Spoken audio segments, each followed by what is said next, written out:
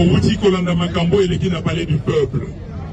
Ndeko Chilombo a sali rébellion contre le pays.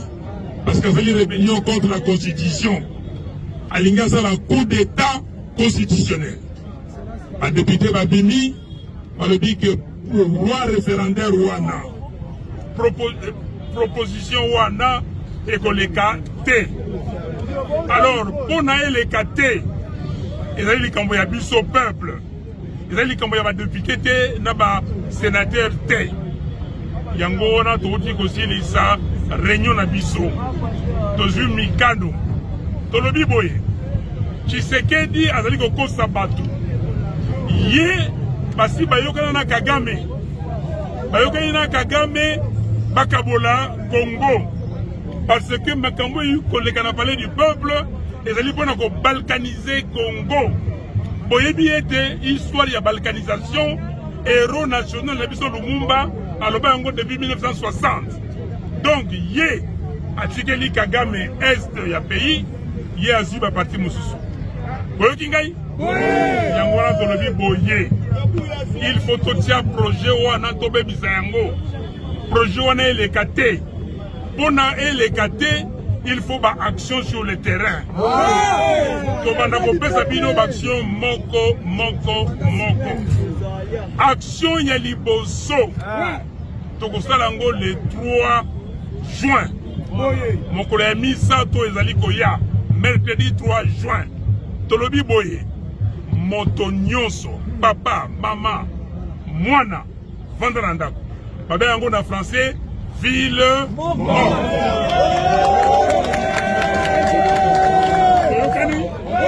Na français, ville morte, le mercredi 3 juin.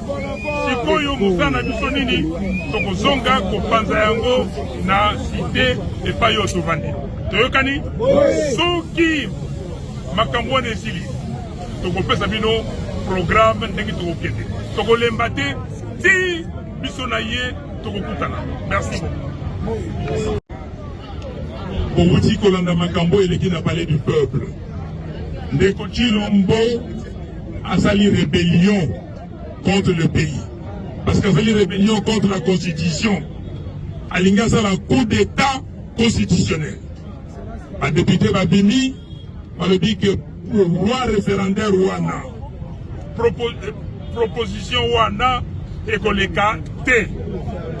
Alors, pour naïe les T, ils ont dit qu'on y a bus au peuple. Ils ont dit qu'on y a député T, n'a pas sénateur T. Yango on a tout dit aussi les sa réunion na biso. Tozu Mikano. Tolobi boye. Tshisekedi azali kokosa bato. Ye basi bayokana na Kagame. Bayokana na Kagame bakabola Congo. Parce que Makambo yu koleka na parler du peuple ezali pona ko balkaniser Congo. Boyebi ete histoire ya balkanisation héros national na biso Lumumba aloba yango depuis 1960.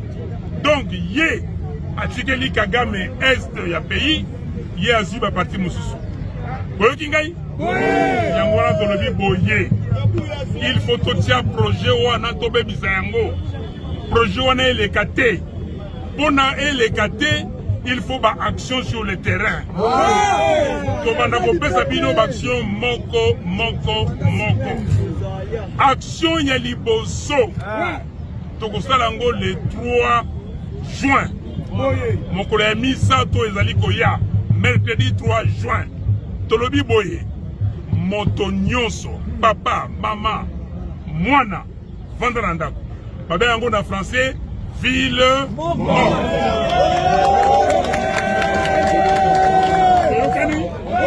Na français, ville morte, le mercredi 3 juin. Sikoyo musana biso nini tokozonga kopanza yango na cité epai yo tovandi. Toyokani? Soki makambo wana esili tokopesa bino programme ndenge tokokende. Tokolemba te ti biso na ye tokokutana. Merci beaucoup.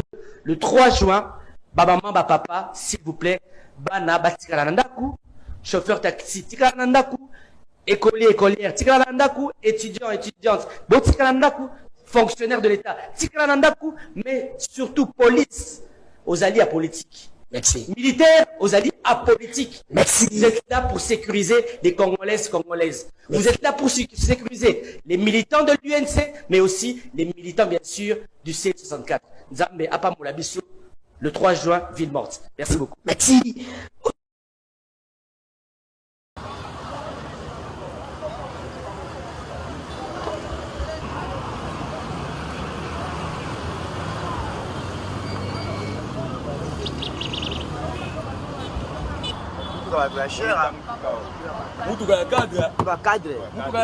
International d'abord, en charge du protocole de la sécurité. Il y a parti politique, il y a moi Namboka Martin Fayul m'a dit présent Eli, ils ont parti à ma valeur. Alors, les lots oyo, tous allons qui na séance à travail. Pour lobby, tous allons événement moko na boboto. Oyo, tous allons représenter nani na biso. Alors, biso toyaki pendant ça la réunion, il y a jeunesse, il y a résistance, il y a protocole de sécurité. Allez, en tant que responsable toyaki na héros yo to lobaki. Bana nyos baye ba résistant na biso, jeunesse et sécurité protocole to continue à 4. To bandi réunion na biso. Donc to bandi réunion, to moni na le jeune garçon, ba koti oh non Martin Fayulu aza awa, to yebise oh Martin Fayulu aza muninga na yo. Banyaki ba réagir na bimisi na ipsi bana nanga botika ba bengani akei. Biso na réunion. Na tango tozo la réunion boye toki mabanga na porte. Po. Nabi aboki nokotala libanda eloko neza. Nzokande équipe mobimba ya bana IDPS jeunesse abone IDPS na force du progrès o baza ba milice oyo kabuya a préparer ki na limete. Ba du progrès on a baza ba bombe retardement ba milice baye. Mabanga, bambeli, ba machette baye nango, banda bende. Soit la police ba okende. Yo moko papa journaliste, tala la police et on y a complicité. Tala et basola, tala place bafandi. Basa musika, baye ko accompagner ba milice oyo ya ba bengi ya force du progrès. Papa tala nga mama moi na mobaya moi si. Tala menace. Ba koti, bambeli. Mabanga banzete ba barre de fer bayeli Fayulu na siège na yeba ba bomaye po Félix ayebisi bango ke azosala changement ya constitution tout ba imposer batu nyonso. C'est comme ça que vit ça ne ba militant na biso ba bimi ba moni ke batete ba ko saccager siège ba bweti ba koti ba dédommager ba buki ba yibi ba mutu que biloko nyonso za ibanda.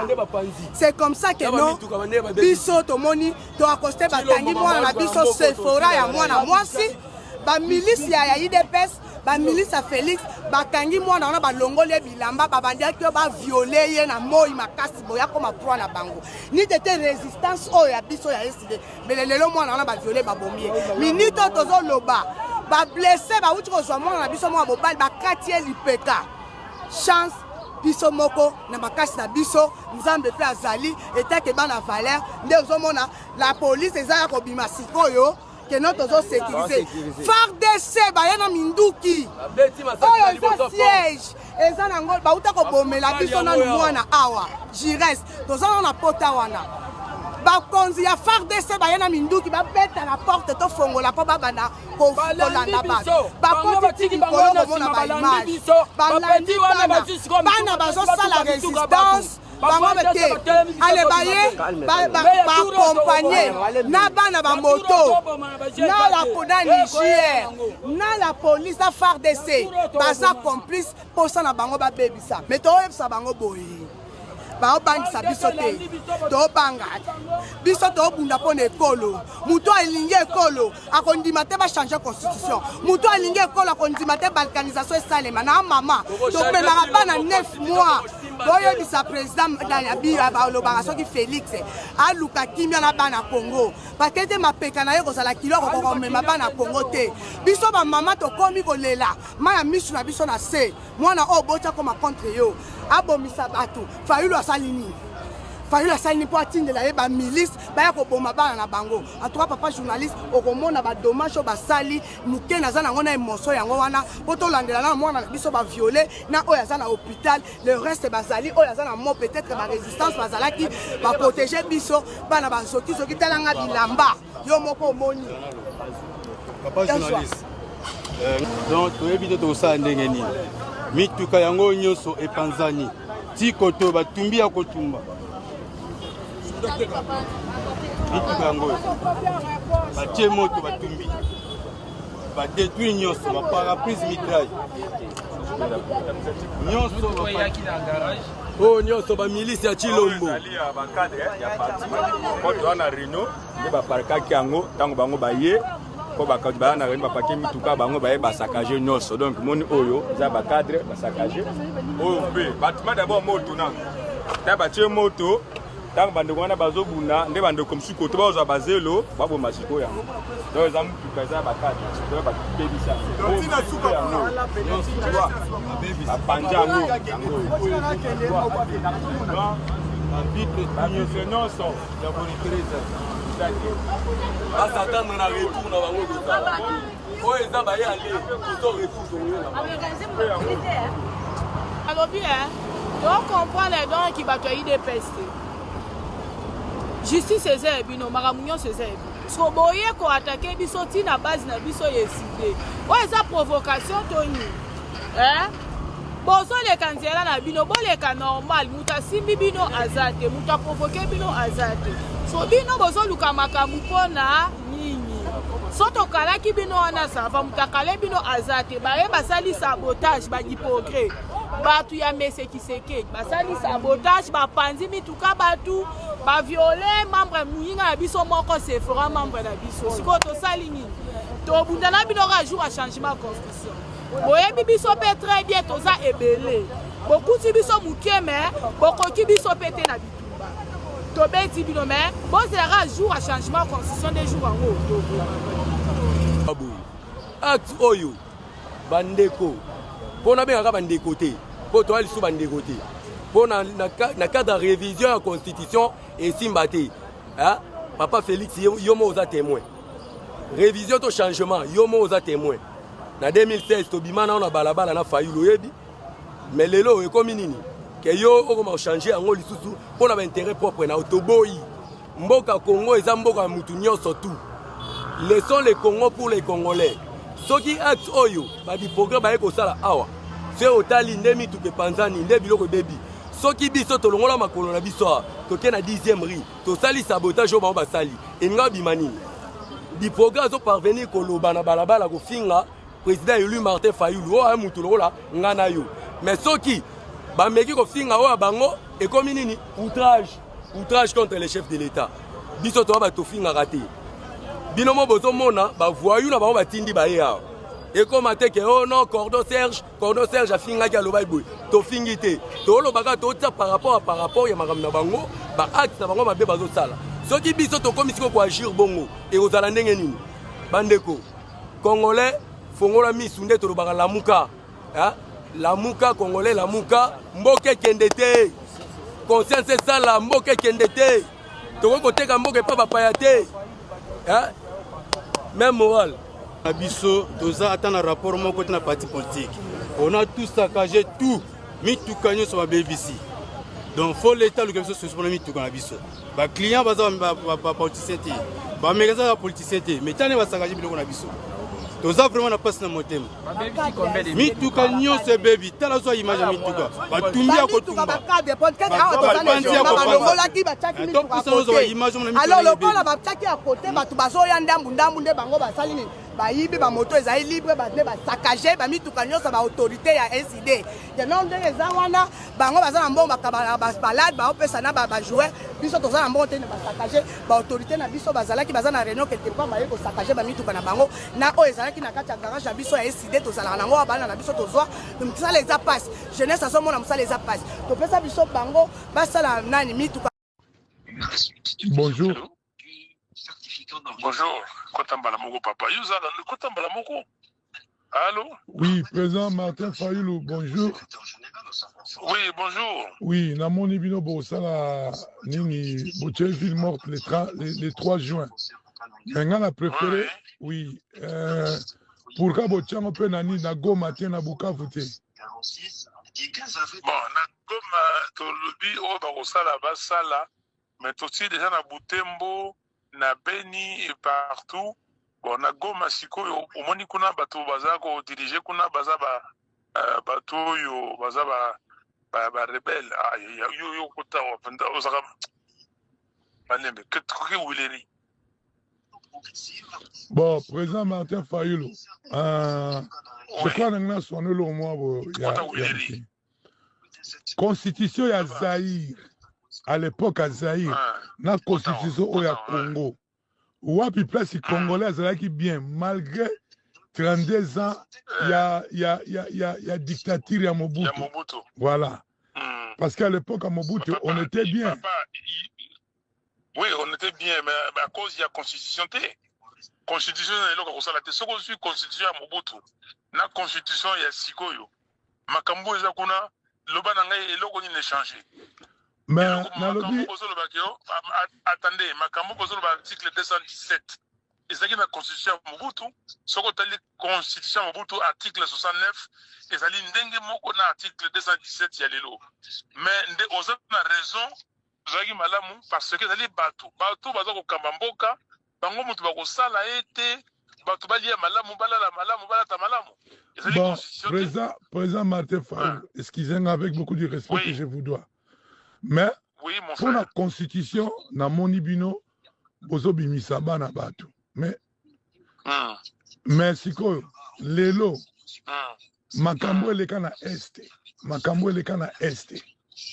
Il y a eu 6 millions de mamans qui ont été violées. Il y a eu 20 millions de morts. Il y a eu 6 millions de déplacés. Les récents à peine même. Goma tombé.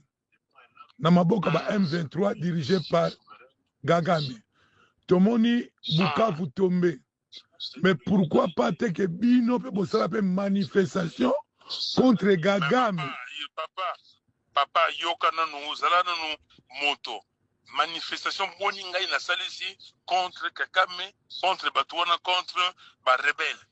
Mbala boni na loba que Kagame azali ko violer nini. C'est Félix, notre frère, qui a amené Kagame ici. Non, président, là je suis pas d'accord avec. Là je suis pas d'accord avec vous. Non, parce que Kolobate, est-ce que fait Nabi a guerre au Makambo a S. Mambo a S. Est-ce que Félix Mtaye nango to Félix a okutango? Mais non, il y a Kagame. Oh, natuni bon Kagame. Kagame pour na Congo Félix Mtaye na. Mais normalement tant que Félix yoka, tant que Félix a du pouvoir. Normalement non, président yoka. Félix s'il vous plaît monsieur. S'il vous plaît, na bengio parce que na mona kinini appelle en absence, mais nazali na so bengayo. OK, merci.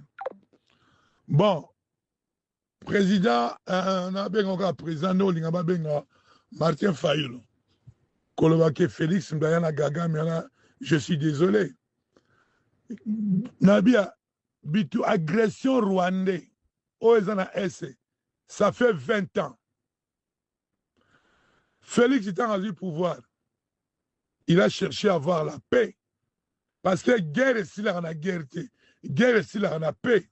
Félix a cherché la paix, qu'il y a la paix entre les deux pays voisins. Parce que nous, on a grandi avec des Rwandais. Rwandais, il y a des Rwandais qui sont devenus des Congolais aussi. Il a cherché la paix. Au moins, botter la paix, côté Moussoussou. Hein? Mais quand le Félix Moutou, aïe na gaga, mais je suis désolé. Mais, et là, on enseigne en abinois. Aujourd'hui, Goma na Bukavu, ezana maboko ya ba M23. Bino lelo bo sangani na ba Katumbi. Na ba Delice Sanga. Na ba Jean-Marc Kabundu. Pourquoi te que bo sala nando eloko moko par rapport ya Goma bon manifester? Parce que comme tobo salate pour le moment tous en état de siège.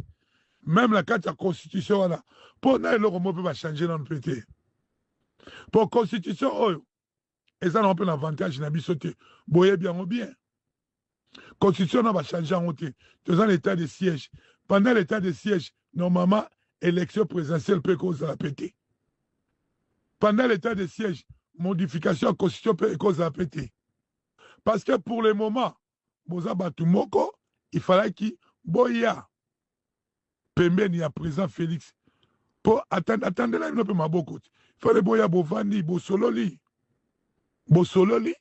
bosali effort Goma na Bukavu ezonga na maboko na biso après toroke na référendum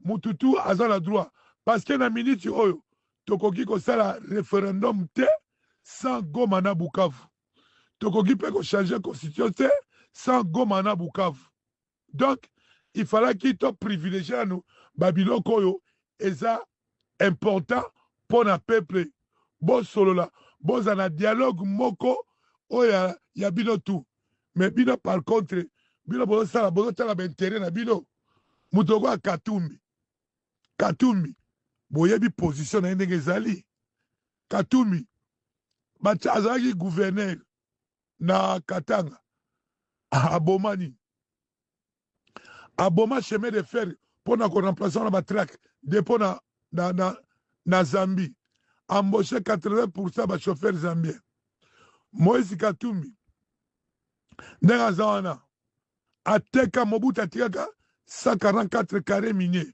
Katumbi bateka 140 batiki 4 siko bata bongo bazo sa manifestation na bino ba Katumbi tomona ba audio na bango toyoka ba audio na ye na ba M23 nde bato wana bonde bo sala opposition na ye tomona place à critiquer Kagame te au contraire il applaudit Kagame parce que moi si ya Katumbi Karine Katumbi c'est la cousine ya femme ya Kagame. Moi je suis pas contre les Rwandais mais je suis contre les gouverneurs rwandais hein? Lelo à l'époque à Zaïre toi qui l'armée zaïroise c'était très fort mais depuis toi comme à Congo bokamati ba armée zaïroise au recyclage na kitona botiela ba poison botiela ba poison ba kufi bo déstabiliser armée na biso infiltration il y a 546 généraux na kati ya armée zaïroise na est toko bunda bituma ndeni to gagner ndeni hein les Rwandais nous ont infiltrés partout ba Rwandais oyo gaga matika atinga hein alors biso ba Congolais mabeli to ça ba Rwandais si lelo il n'y a pas la guerre entre Rwanda et Congo mais plutôt il y a l'agression rwandaise na kati ya Congo. Est-ce que biso to sito côté de beta bombe kuna pourquoi bino bozo réclamer ba mo mususu te bino constitution pour nini so ba modifier constitution Félix Aotikala mais bino botala intérêt à Congo to bino botala intérêt na bino Joseph Kabila na temps na ba modifier qui peut constitution il y a eu combien 51 contre 49 on comprend Nalanda qui vidéo il y a Joseph Kabila lui il avait fait tout pendant que Batumusu va na ba bar na ba ambiance na masanga il y a ça tout pour constituer vanda papa Etienne alobaki nini abi constitution il faut pas changer en haut.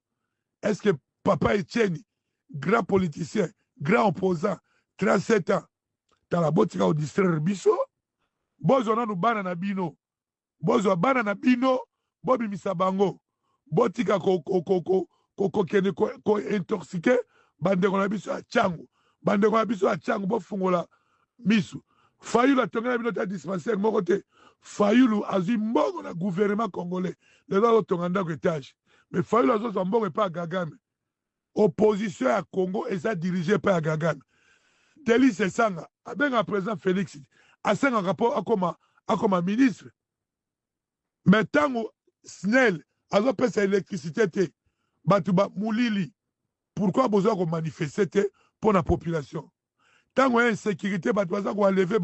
Pourquoi on va manifester pour le peuple? Mais quand on a pour la constitution. Constitution, oyo, ils ont 48 articles. Oh, ils ont la taille na bisoté. Ba linéa wana, ils ont un avantage na bisoté. Ba accord, il y a le 23 mars 2009. Hein? Pourquoi il y a 6000 policiers rwandais, mais on a matricule comme un policier congolais.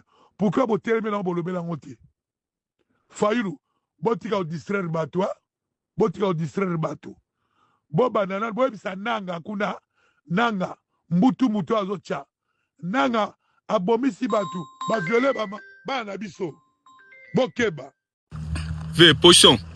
Ouais, normal. Mais les 3 marches exactes. Marche à opposition. Position de nos marches étaient. On a marche à opposition, bon ça là on a pas maramboso ya nini ya kuna ya Congo. Oui oui. Petit nanga yo za na Canada ati. Yo mona rabana opposant na Canada ati. Basé Belair, batonta ba boîte de nuit kuna basala ba boum na balare Belair. Tanto na osala ba misala kuna to nyo kwa mara misala. Yo mona bana opposant ba ya misala. Ba ya misala ati. Bazela ba mongo e pa batata na bona gishasa batindeli ba koto ba vivre kitoko. Bana opposant, bana ba ya ba journaliste, bana ba konzi ya mboka bazala ka ebeleti. Alengana marché, tant mundela ochanga na liste ba criminel, azong singa na Congo ale, nazongi su na pasi. Nazui pasi na sanksi na pasi, ale mo kemba lisusu. Ngapo na nga petit na ngai na longola de Congo na carte. Congo za ressusciter na limu sango. Tolela ka ote mwana mboka zo pouvoir, tozi pouvoir to pesi mwana mboka mwana gishasa. Siko mwana gishasa ngo azui pe ba ministre achepe bana gishasa, batata te ba jeune. Bo sunge bo ngo sunga ete. Nyoso pasi hein. So comprendre. Petit nanga so bino bo marché bino ba statut za bien ta msusu bino batata bana bala rebelle biso tata mama zaku tutendo on a bo. Donc so na zone gishasa peut-être chambre na ba cha locataire. Donc yonde bunana sala ba marché hein. Donc bo sala bino ba bobonga. Bino pe na gishasa so bo buka bo buka. Mais boye bagati bo buka mboka na bino nde bo bebisa. Etali bino. Hein. Mboka engumba Kinshasa. Naye libosole bino na poko lelo lokola mokambi ya yambo ya police pona engumba ya ville province ya Kinshasa. Koyebisa bino ete lobby le 3 juin 2026 ezaloka mokolo nyon surtout oyo mutu asaka mosala na ye akele kofaki librement na occupation na ye baye okene bitelo bakene bitelo na bango baye okene mombongo bakene mombongo na bango baye pe okene misala bakene misala bango bino bato batambusi ya tukutuku bima ya tukutuku na balabala motambusi ya mituka oya 207 bima na motuka na osala mosala yo nengo mesana soki yo okangi moninga na balabala atambola te ezali infraction to bengi na français atteinte de droit garanti aux particuliers soki pe ozokisi moto na bambio libanga to buki motuka na ye eli kuli de volontaire soit ezali des sommes méchantes qui bien appartenant à autrui papa mama benda mwana matoi oyo abimaka na babala saki otuna ye akukuta na police po soka sali mbeba to kokanga ye akosamba akokende siko bazuzu bakokata mikolo na yango bongo bato bakoyoka bakotema na kimia o bakoyoka te bakokuta pe na mbano ya bango ngai nde na bimoto ya mbo ya police ya Kinshasa atoni na mboka bino lelo eza lelo wa wanda efasati lelo ya lelo twana bango tina ti babikaki batya bitupa na STS toyaki na bapa Kongo mpe na awa mbeda tokendele ba makolo babiki batyaka bagere na ba STS beno na bakongo toki bayaki ata na bakongo mpe na Kasai bayanga bayoka lelo ya lelo bakoyoka batyanga ata na bakongo bakoyoka lelo eza lelo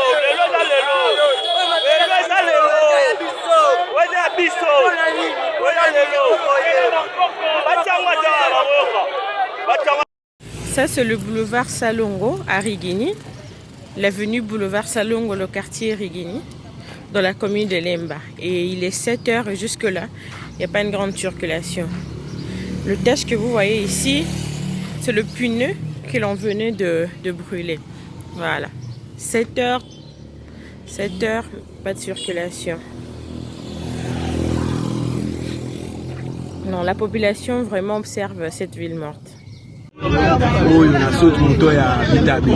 Il l'autre côté, mutu te, changu ya mutulele, mutu ba moko banda to ya kita. Batbazati, ulele.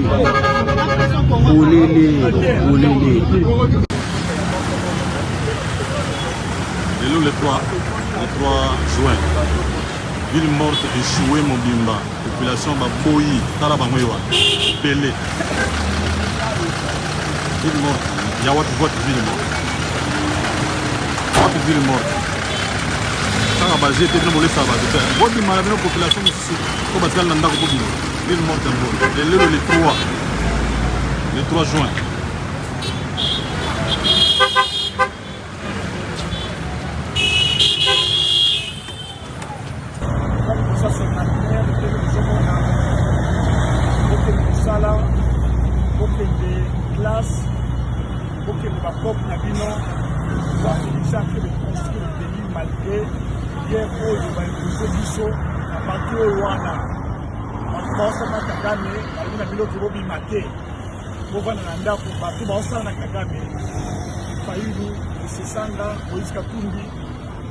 Moïse Katumbi akima Congo pour l'année.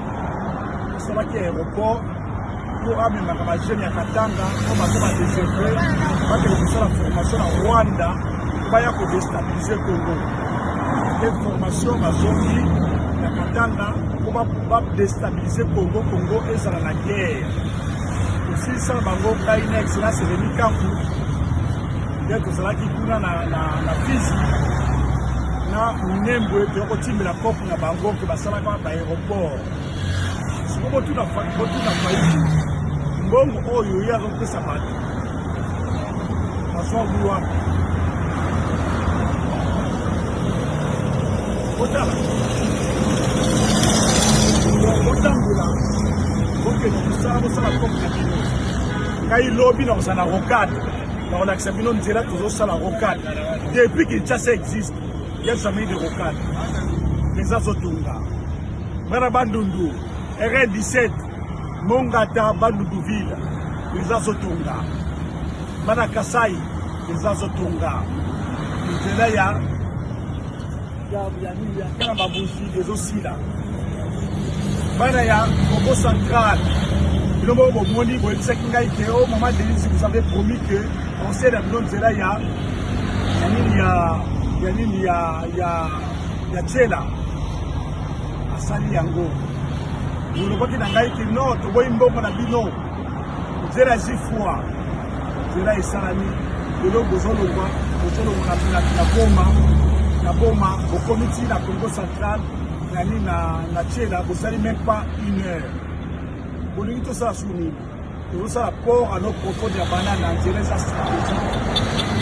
Mongata Bandundu vite tosala nzela bala na biso ya Bandundu ngai naza changer l'émission la bio boko bima boke de wapi na age na yo boko bamba libanga na voiture batu boko ma clochard bakanga o babo trebino ndako tango naza ni boka liboso 50 bobima boke misala boke bako na bino biso tozopesa bino formation professionnelle tozopesa baétudiant ya UNIKIL il y a ISC, il y a IPEN, occasion de rejoindre formation professionnelle. Ça veut dire que aussi ici, aussi diplôme nayo, aussi master nayo, aussi gradué nayo, aussi la formation. C'est ça la vision du chef. On peut essayer confiance. Voilà de l'aventure, ok, sauf financé par Kakabi.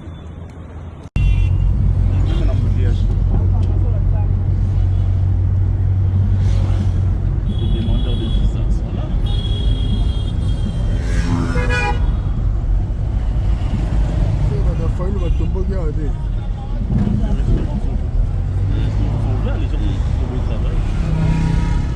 La ville morte est morte, même elle-même. La ville morte est morte. On est même dans un embouteillage. Dans le bureau, on a un carré avec un galon. Mais c'est ça là-bas. Vous commettez une infraction, on vous arrête.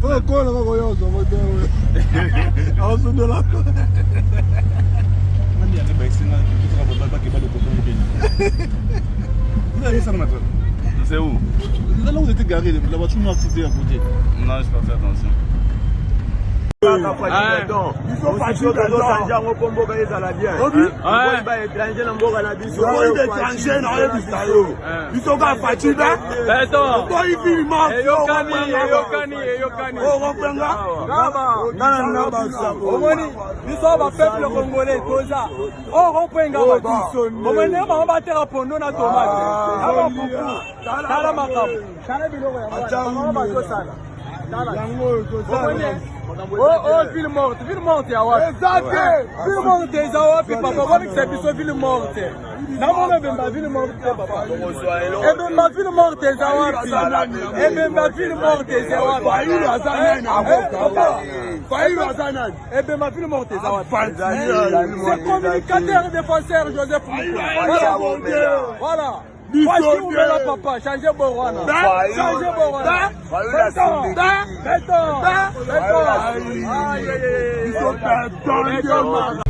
Beaucoup m'a beaucoup pointé dans la salle. Nous devons rentrer à la sortie. Puisque vous n'avez rien dit en monnaie, évidemment, tu dois arriver au check-in. Ça dit check l'entrée. Pour ça, check la sortie.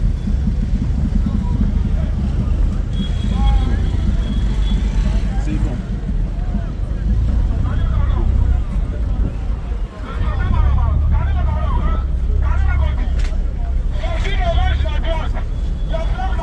Oh, bah, tu l'as eu, hein?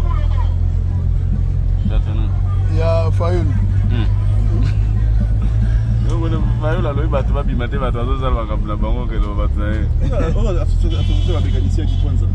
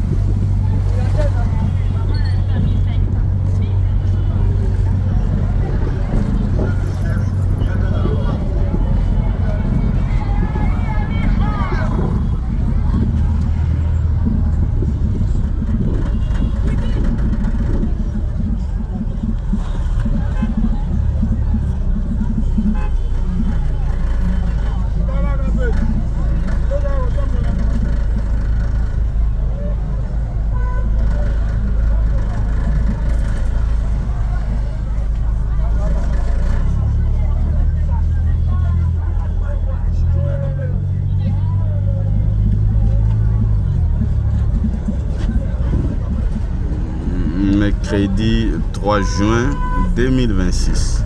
La ville est bel et bien très vivante.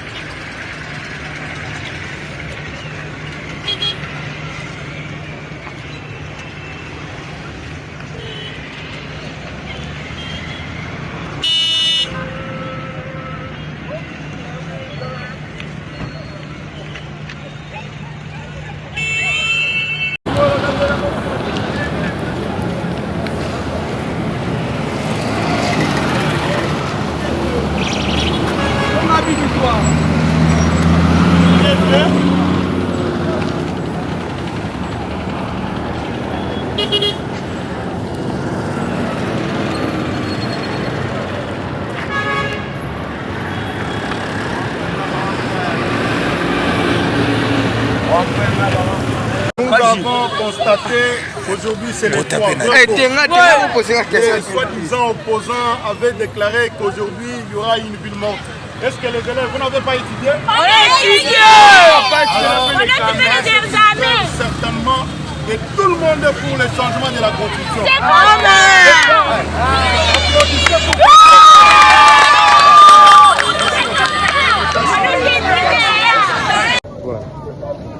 awa toza na ngirindi na sayo précisement na ipak na mapoto bato nyonso balingi troisième mandat ya Tshisekedi te tolingi makiona na mboka te toboyi changement ya constitution lelo le 3 juin tobi toza na ville morte moto akobima aza te moto nyonso atikala na ndako na ye tata mama bomba ndeko na yo tikala na ndako pas de troisième mandat na mboka oyo.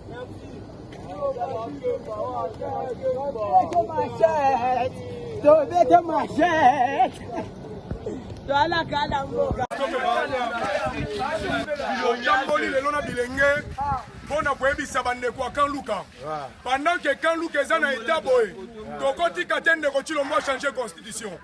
Kanluka toza te na nzela malunga te, Kanluka toza na mai te toa na courant te. Bato bazolinga bachanger constitution baza balinga Kanluka bavandaka na Kanluka te bazwi mpona baintere na bango koyebisa bana Kanluka bandima ndeko Tshilombo changer constitution. Yango biso bilenga Kanluka tolobi boye mokolo mercredi papa mama batela bana na ona ndaku batela biloko na yo batela mutuka na yo mutu akobima te ndeko Tshilombo tokokende na ye kaka ndenge alingi tokende na ye ndeko Tshilombo eloko bana Kanluka bakopeso chance eza te Kanluka eza na nzela te Kanluka eza na mai te Kanluka eza na courant te badepito bazwa kokosa bino bana Kanluka ata centre de formation moderne moko batonga te ata hôpital moko malunga batonga te bazoya mpona baintere na bango. Nalingi na adresse message oyo na bapaster ya Kanluka boya bakanda nzambe ezali bino bapaster oyo bokoti politique bino bapaster oyo bozotia changement ya constitution boyeba ke kanda nzambe ezali pendant que vous êtes corrompu par M. Tshilombo kanda ya nzambe ezali kaka ndenge population ezolela aucun pasteur akaluka komona bolamu wana nalobi na kombo ya nzambe kaka ndenge ma ya miso ya population ezokita pasteur moko te akaluka komona bolamu ya nzambe lokola bapolitisien bakorompo bino bote ya changement constitution na baeglise nakamwaka nakaluka koyo boni oyo bapaster ressortissant ya popo bapaster ressortissant ya Kasongolunda Bible lobi eza na ni grec ni juif mais bino bapaster boye na message ya kokabola boye mpona kopesa ndeko Tshilombo lisusu babeki wanyokola peuple congolais boye bakeloko nyonso eza na ebandeli mpe eza na yango tolobi boye na place to changer constitution biso population to changer ndeko Tshilombo tokolongola ndeko Tshilombo constitution kotikala. Merci.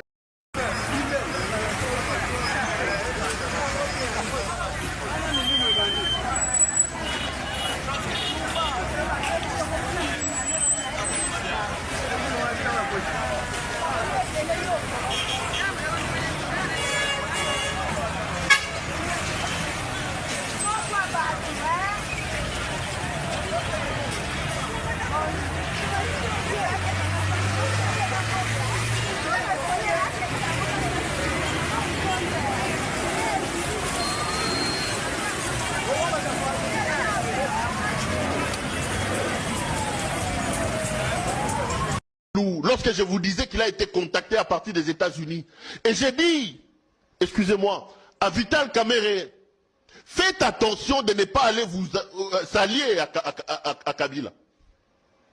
Et j'ai dit ici que même la manœuvre que nos amis organisaient ici, les notables katangais, pour aller négocier au nom d'une certaine paix à Moïse Katumbi, c'était une manœuvre de Kabila pour rapprocher Katumbi de lui. L'objectif est de créer une sorte de collectif, une dynamique pour isoler Félix Antoine Tshisekedi. Et il joue pour le FCC. Je me demande si Fayoulou n'a pas traversé. Les amis de la Mouka, faites attention. Désormais, commencez à regarder Fayoulou avec des loupes. Kabila, c'est un homme compliqué, un rusé qui est capable de tout. Comment Fayoulou peut aujourd'hui soutenir une démarche diabolique organisée et mise en place par le FCC? Entre deux mal, il y a un moindre mal. Fayoulou ne va quand même pas nous dire aujourd'hui que ce est Félix, c'est Kabila, toi tu es Félix, toi qui n'est pas Kabila. Soyons sérieux. Les amis, c'est une preuve que les hommes politiques ne nous aiment pas. Je vous ai toujours dit ça. Ils sont dans leurs intérêts. Ils sont dans l'objectif de mettre leur famille à l'abri. Sinon, comment comprendre qu'aujourd'hui Martin Fayoulou, soi-disant soldat du peuple, soutienne une démarche qui va faire ramener Kabila au pouvoir? C'est insensé, ça n'a aucun sens. Ça ne tient pas la route, les amis. Bofungola misou, batola muka bofungola misou. Bofungola misou, batola muka bofungola misou. Fayoulou vient de s'enterrer avec cette déclaration. On comprend maintenant pour qui Martin Fayoulou roule. Ata Félix Angoua Salima Bandeko. Ata Félix Angoua Zandoki Bandeko. Ata comment on a pouvoir n'endenga mabé entre Félix et Kabila Bandeko. Fayoulou ne va quand même pas nous dire aujourd'hui tout pour Kabila. Il joue pour qui? Quel est le discours de Fayoulou aujourd'hui? Qu'est-ce que Fayoulou? Denis Sesang ndani ndeko Martin Fayoulou ale bolo jwa na bango tout wana mutu moko asalaka azate yolo babato basala misala na bango bakende kosala te parce qu'il y a des entreprises dans mboko yake so qui absence moko bakatio mbongo yo sikoyo mo azan Fayoulou a quelle qualité oya kokoloba na congolais na mboka na ye ke kobimate so kobimo okutana na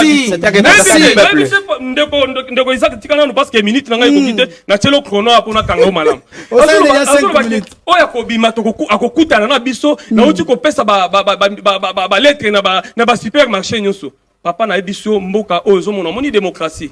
Hein? Démocratie aux hommes on a souki ke bolingi peut-être beau hein bo comme ça ngoto kindenge nini hein Martin Fayoulou abima acha marche atambola na balabala mokili mobimbe mona que non ba opposant ba tamboli ozo bata masima parce que oyebi déjà eloko ko simba te biso to yebi ke mercredi biso tout la muki bato bazo ba kope ba kei comme Kishasa oyebi ndenge zala ka mutu ake misala na ye bana na biso pe ba osala ba examen bana ba bimbi ba ko sala examen to bimi biso na pourquoi pe to kutani ba bisika moko bo ko tala match na biso match amical ya Léopard ya RDC. Donc eloko ekozala te na yebi ndenge tokosuka Fayoulou ekozala te na yebi eloko Fayoulou na yebi théâtre Fayoulou akosala biso Fayoulou akolinga boy Fayoulou akolinga akobima peut-être akolalela tana komupanza chango na yebi eloko Fayoulou akosala zela na yebisa Fayoulou akosala boy akolamuka ta tongo bien ba 4 heures ata 3 heures boko retrouver déjà na chango akolinga so moi lisanga batu hein asala net moi trouble mais yo sengi ville morte ezali marche te. Et ça marche, ce qui veut dire que Bissonion sont dans l'opposition, dans le pouvoir, tout ça, nini, tout ça, dans la bandako. Mais ceux qui ont bimi, c'est ça, toute ville morte. Merci. Bon, alors, Madame, Monsieur, merci de nous rejoindre. Joseph Kabila face à la presse, on en parle encore. L'exercice est très rare. Voilà qui peut aussi expliquer le caractère diffus de cette conversation. Dans l'extrait choisi par votre rédaction, le président de la République, remontant l'histoire, rappelle qu'il a été le seul à battre campagne en faveur de l'actuelle constitution. Je vous propose de l'écouter. Mais peut-être que ce que vous avez déjà oublié, c'est que je suis peut-être le seul à avoir battu campagne pour l'adoption de cette constitution. Le seul à travers le pays. Les autres avait carrément rejeté la Constitution. Ils étaient restés sur place ici à Kinshasa, dans les bistrots, dans les ambassades. Alors que j'étais sur le terrain, en train de battre campagne pour l'adoption de la Constitution. Et quand je vois ceux qui prétendent défendre la Constitution aujourd'hui, je ne fais que m'éclater, n'est-ce pas, de rire. Ils défendent la Constitution aujourd'hui, une Constitution qu'ils avaient rejetée, et ils avaient même déclaré que bien avant l'adoption même de la Constitution, oui, même si cette Constitution est adoptée, la toute première mission des députés élus et sénateurs sera de rejeter cette Constitution et de nous proposer une autre Constitution. Parmi ceux qui avaient rejeté la Constitution en vigueur, c'est l'Église catholique. Même si on a une mémoire courte, mais 2006, ce n'est pas quand même loin. Il y a à peine 12 ans. Joseph Kabila lobi ton yé azosa la campagne la constitution biso ba congolais to vandi na bar to mila masanga. Donc constitution les araï. Papa était dans le bâti, il faut aider au pouvoir ba changer constitution mais biso a ba lobela peuple to ba ta archive TVza radio té, tchele biso ba élément la mi balé total. C'est que je suis peut-être le seul à avoir battu campagne pour l'adoption de cette constitution. Les autres avaient carrément rejeté la Constitution. Ils étaient restés sur place ici à Kinshasa, dans les bistrots, dans les ambassades, alors que j'étais sur le terrain en train de battre campagne pour l'adoption de la Constitution. Parmi ceux qui avaient rejeté la Constitution en vigueur, c'est l'Église catholique. D'ailleurs, je considère que c'est ma Constitution.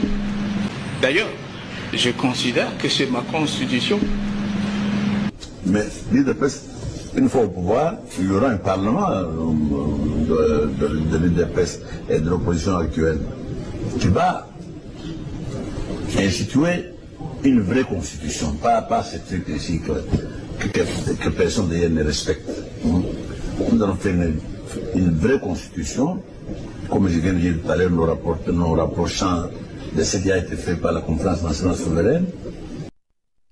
Joseph Menza, Bakongolio Sobalandi Bisso, Joseph Kabila Lobi, c'est ma constitution. Il y a la campagne, il y a référendum, il y a constitution nae, a Benyango Zali aye. Tant il y a la campagne, Bakongolio va dans la barre, va la masanga, va dans l'ambassade, donc il y a la constitution nae. Total peu vidéo papa Etienne Lobi, une fois il dépasse au pouvoir, va changer constitution. C'est le prophétie Koksami. Constitution a rendu à Joseph Kabila, et ça va Congolais? Ndekopon. C'est quoi? Ceux qui osent Congolais. Le Rwanda dirigeait Bisso pendant 18 ans et votre frère congolais, Etienne Tshisekedi, les deux qui réfléchissent sur la constitution.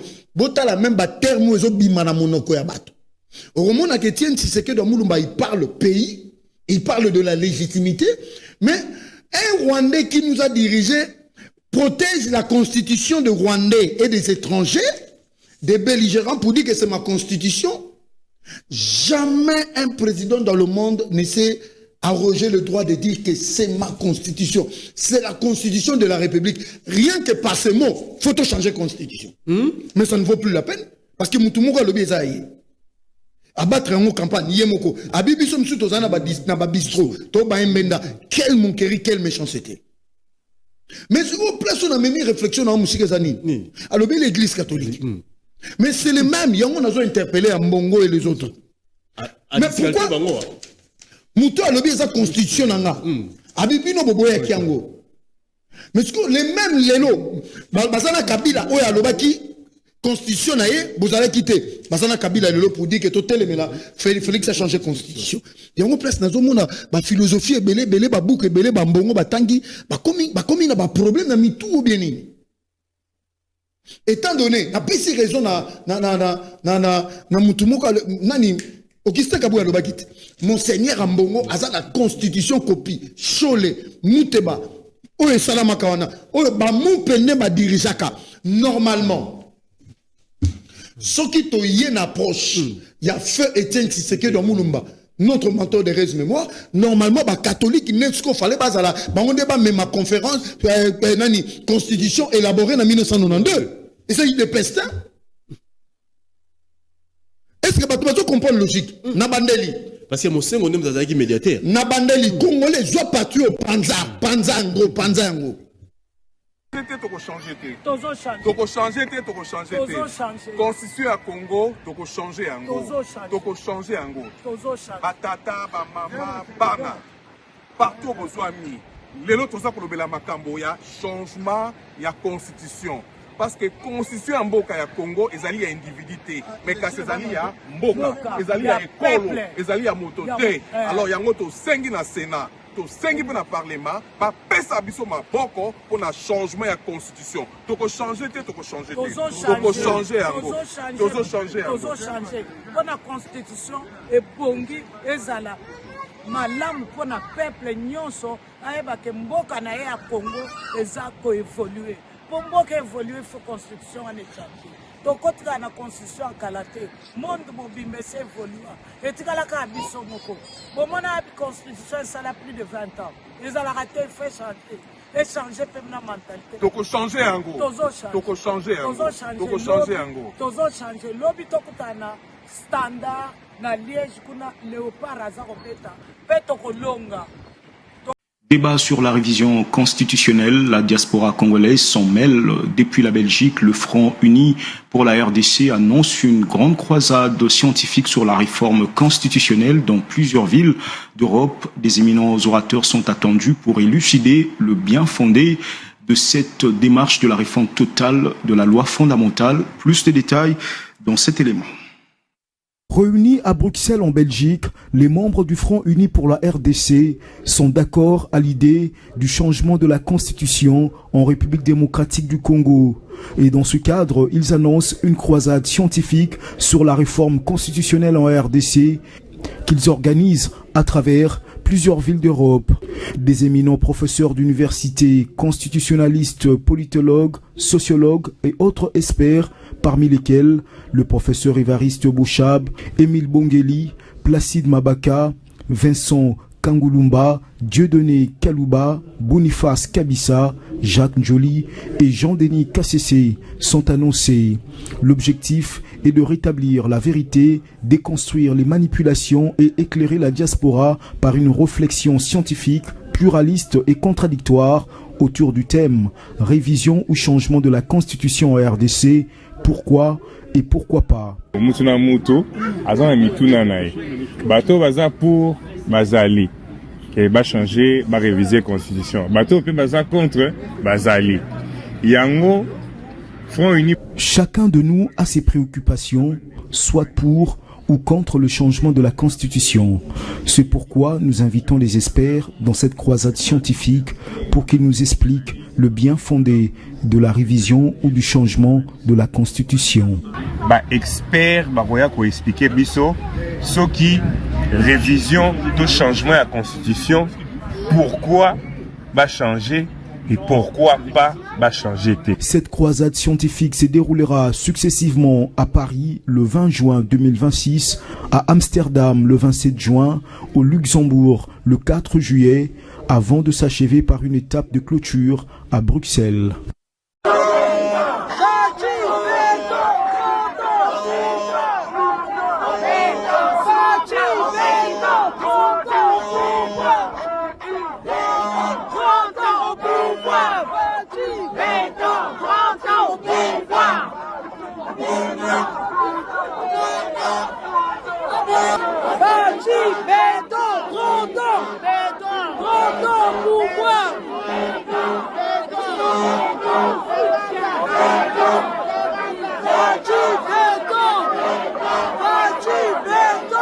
Et si on avait des gens qui aiment leur pays, ils n'auraient jamais toléré ça. Parce qu'ailleurs en Afrique, vous ne trouverez pas des habitants de ce pays-là qui ouvrent la porte à des étrangers pour déstabiliser leur pays.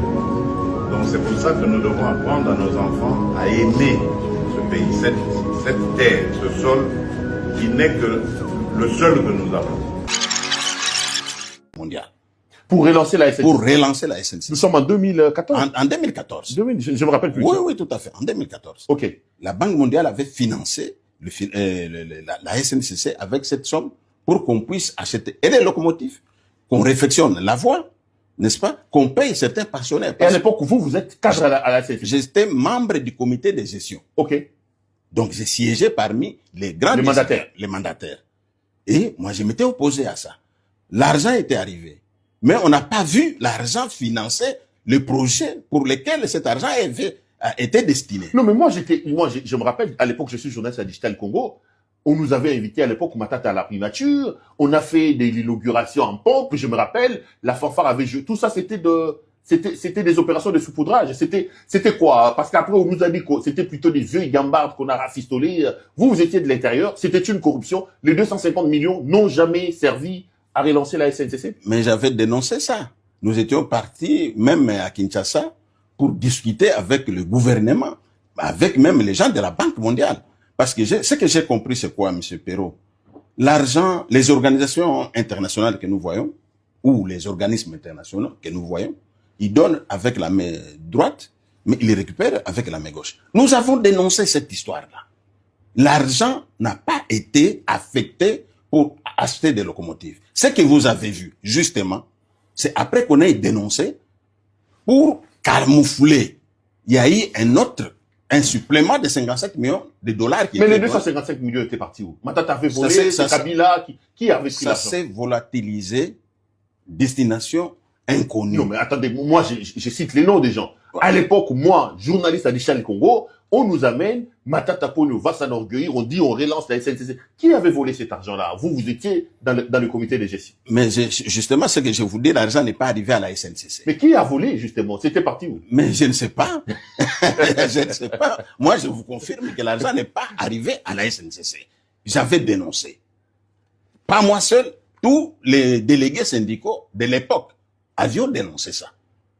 Mais, curieusement, la Banque mondiale qui avait donné l'argent n'avait pas pris des sanctions, des mesures drastiques pour punir les gens à qui ils avaient remis cet argent. Et même le gouvernement, parce que on sait que c'est le gouvernement qui devait prendre l'argent et donner à la SNCC. Rien du tout. Quand il y a eu du bruit, c'est alors que un supplément de 57 millions était donné et on avait dépêché une délégation de Lubumbashi vers la Chine, acheter les quelques locomotives que vous aviez vues. Parce que l'objectif, c'était quoi? Réfectionner la voie pour permettre à la SNCC que les trafics soient fluides. Mais aujourd'hui, quand on avait acheté moi je les appelle camelotes parce que, excusez-moi, ça n'a pas fonctionné. 1 mois, 2 mois après, ces locomotives-là, presque toutes, étaient tombées en panne. Donc même les 57 millions n'ont pas acheté des vraies locomotives. On a acheté des camelotes. Ça, c'est le mot que je puisse dire. Des camelotes. Parce que ça n'a pas fonctionné. On a pris des locomotives à gauche, à droite, on a mis la peinture et on les a amenées là-bas.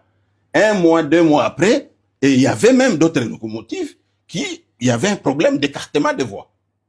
Vous voyez, ça ne convenait pas. Il fallait modifier au niveau de Lubumbashi. Et comme il n'y avait pas de techniciens spécialistes, eh bien, ces locomotives étaient mises à la poubelle. C'est pas possible. C'est le témoignage. Donc un peu plus de 300 millions de dollars, c'était parti en fumée. Mais bien sûr. A head of state in a hotel. Kabila. Yes, in a hotel in New York. This was within the margins of the UN General Assembly. So I went there for that meeting, and I was with another staff of mine. Usually, always, I have a staff assisting me in these meetings. And then Kabila said at the time that they wanted to meet, somebody wanted to meet with me. And the person comes out of somewhere. And yeah. And who was it? It was the head of Mossad at the time, Yossi Cohen. What did he say? Well, it was to deal with the investigations in Palestine. Yeah. To deal with the investigations. I don't think I can go into all the details, but it really concerned the investigations of the situation in Palestine. He made that. Toutes ces rues qu'on a réhabilitées, là, elles doivent rester dans cet état. Et gare à vous si je retrouve encore les mêmes saletés que j'ai vues hier. Gare à vous.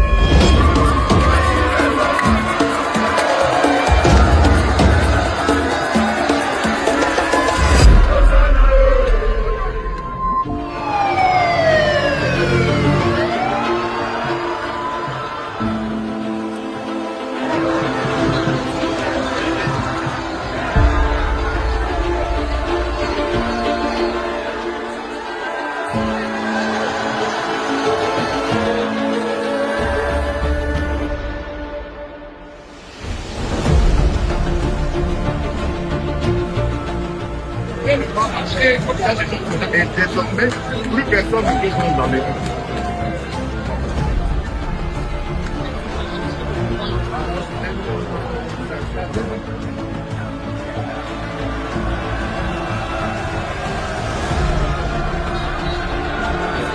C'est pour empêcher qu'on jette des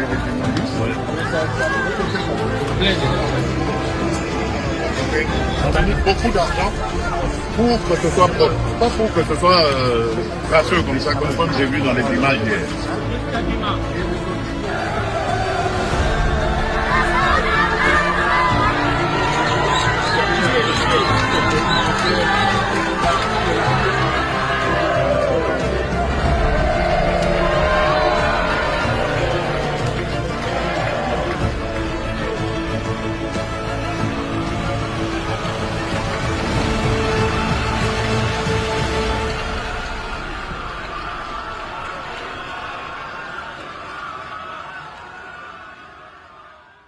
Robert ma fille. Basoda bazobanda musala les premiers. Yako kombo la kisha. Dans les 3 temps bozo sala marche bokutana basoda bazoko.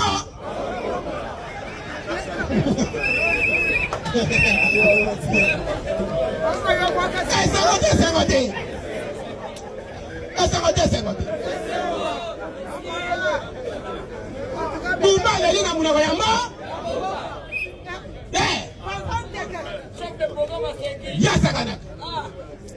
Yango lelo teyaki na classement.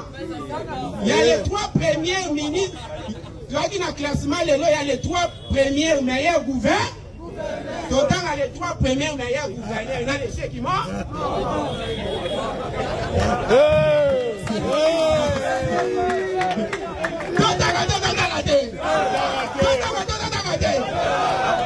Les 3 premiers meilleurs gouverneurs, maintenant les chefs qui morts.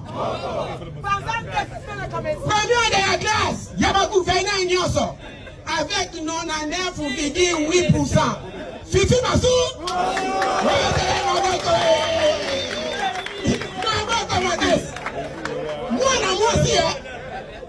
moi aussi, Fifi Massou. C'est le chef de l'État. Aïe, ça Fifi Massou, ça il a séminaire. Il y a un gouverneur, Moussou Kou, Ndegani, Babongi Sarakisha. Eh, Kou, wana Fifi Massou, Babongi Sabango. Boumba, Bafandi, ça y a un bain à Libo. Pour capter matière. Allah, la Kamaka. Il faut bâtir un bain à Liboso. Moi, je suis vraiment comme un soda Ninga de Tiago. Fifi Massou, la première de la classe. Il y a la gouverneure Nya. Deuxième, Loubo Yatasha. Gouverneur Yaituri. Loubo Yatasha. Militaire. 99,5 pour Loubo Yatasha. Bumba Yekole. Troisième. Et ça va y avoir Zouélé. Badenge na kombo ya David Mike Mukeni. Yepe Asali Moussala Kita. Babe Telae Maboko, gouverneur ya base Zouélé David Mike Mukeni. Yé 90 pour. Mais ceux qui de la classe, Toba il total à 3 meilleurs, il y a les chèques qui mentent. Si tu as les chèques de la classe, combien de pourcents? Combien de pourcents? Les chèques de la classe. Combien de pourcents?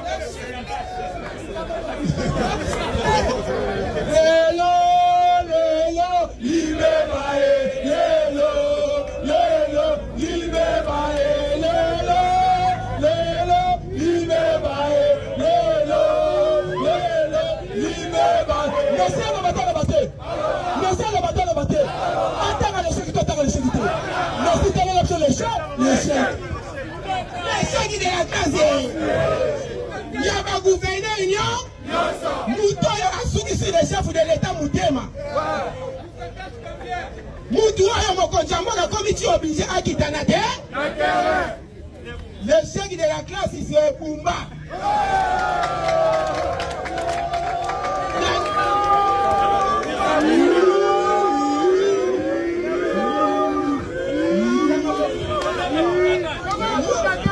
L'échec a mis un pourcentage 0,100.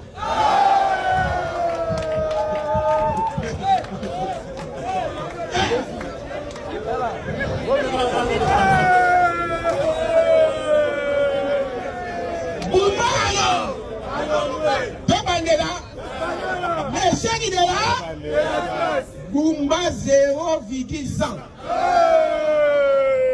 Alongwe. Nalobi na yenga imoko capitaine mikolo na kichina te.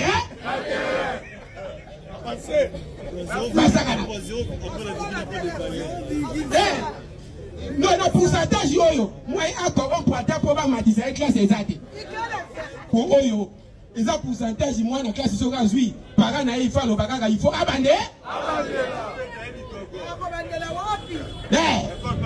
Maman Fifi Masuka, encadré élève qui t'a. Bomoni tango tolobaka botubuchaka tembe. Tango tolobaka batubuchaka tembe. Omoni makambo mokonzi ya mboka avant-hier, ozaki na zando. Omoni makambo lekaki na zando. Mbo ce qui est grave aujourd'hui. Mokonzi ya mboka tana bureau na yo. Ta bureau na yango wana. Parle de nation yango wana. Donc Mousse Kabila ye wana azopesa mbote na saleté yango yo. Yango. Tala ce qu'on a écrit ici. Assainir aujourd'hui pour préserver demain. Bazi kutuna photo na yo bacha yango awa. Baye na basalite awa. Bavandi si ba camion nyonso oyo ya salite evandi tellement que les kebele et bandit na okweya. Et bandit na okweya. Et on a mis ça où? On a mis ça devant votre bureau. Toloba te. Tango tozoloba ke il faut to revoir makambo conscience oyo po comment ba pesa président de la République ningisa ya ko frapper gouverneur na kolongola ye parce que conscience mboka et lobi ke mokonzi mboka akoki kolongola gouverneur kaka soki assemblée provinciale dans la crise moko présidente à ce moment là akoki kolongola gouverneur soki crise dans l'assemblée nationale l'assemblée provinciale te akolongola gouverneur te yango na siko mulelo oyo moyen ki alongola Bumba Eza produit moulaï, il faut en assemblée provinciale et comme la crise persistante.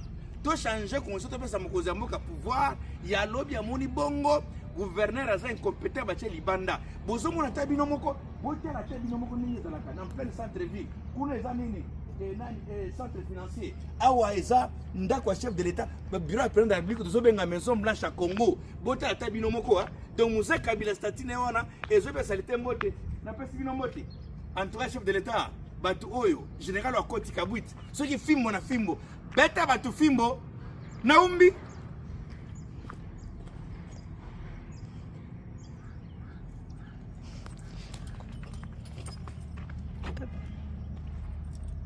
Que ce jour, nous venons d'enregistrer, nous venons de libérer une première personne qui vient de quitter officiellement le centre de traitement en étant guéri de ce virus, que les gens spéculent à gauche et à droite que nous ne pouvons pas enregistrer de guéri.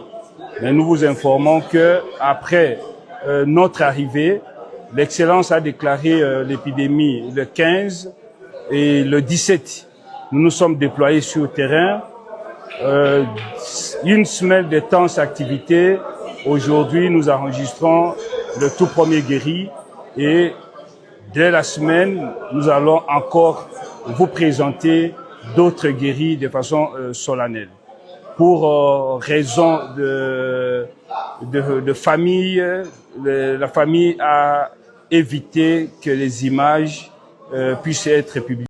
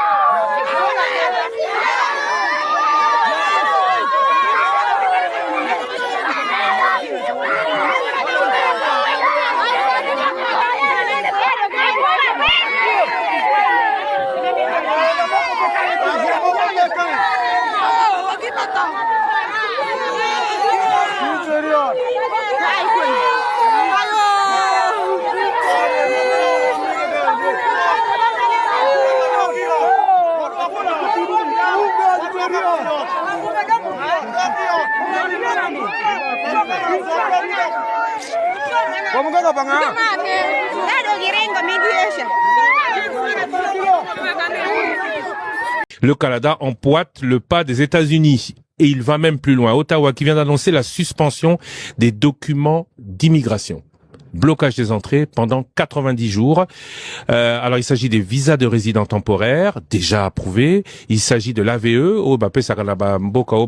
accord pour rentrer sans visa, c'est autorisation des visas pour rentrer dans le pays, et visas de résidents permanents. Même les visas de résidence permanents sont suspendus pendant 3 mois jusqu'au 27 août à partir d'aujourd'hui pour les résidents de la RDC, de l'Ouganda et du Soudan du Sud à cause d'Ebola.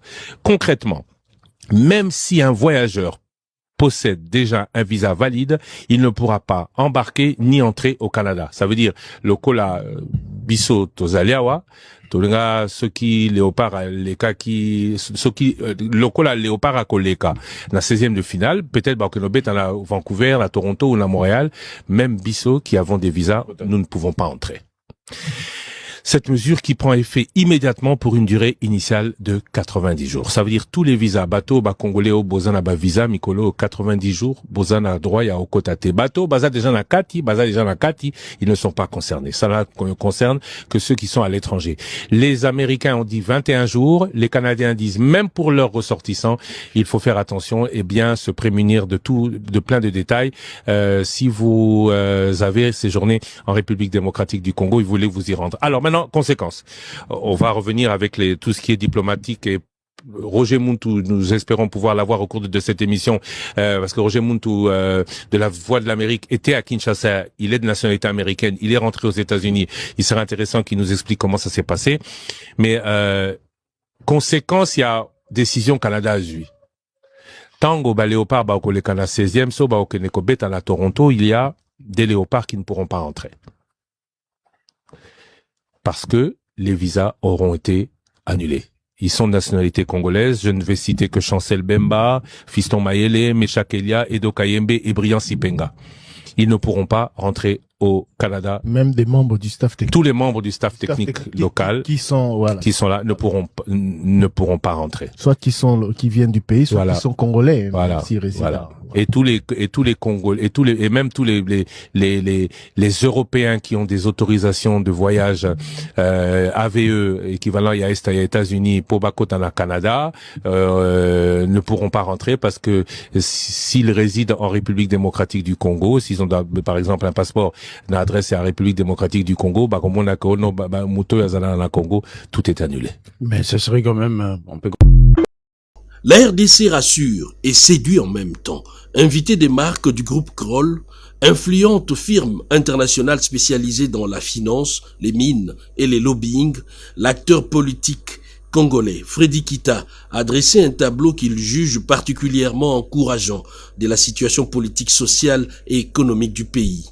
Face aux investisseurs européens et américains, il a lancé un message sans ambiguïté. La RDC reste une terre d'opportunités et les conditions sont réunies pour investir. On voulait rassurer quand même à nos partenaires qui veulent venir investir au Congo, qu'il n'y a pas d'inquiétude, ils peuvent venir pour qu'on puisse conjuguer les efforts pour le développement de ces pays. Le gouvernement qui a mis en place tous les mécanismes pour que nos partenaires qui vont venir puissent travailler dans la paix totale. Et nous osons croire que dans les jours à venir, il y aura un grand événement que nous sommes en train de mettre en place pour que Kinshasa bouge. Pas seulement Kinshasa, mais toute la République démocratique du Congo. Abordons la question de l'épidémie d'Ebola signalée dans l'est du pays. Freddy Kita a assuré que la riposte est pleinement engagée grâce à l'action coordonnée du gouvernement congolais et de l'OMS. Un appel à la confiance, doublé d'une invitation. Rendez-vous en juillet prochain à Kinshasa pour de nouvelles perspectives d'affaires.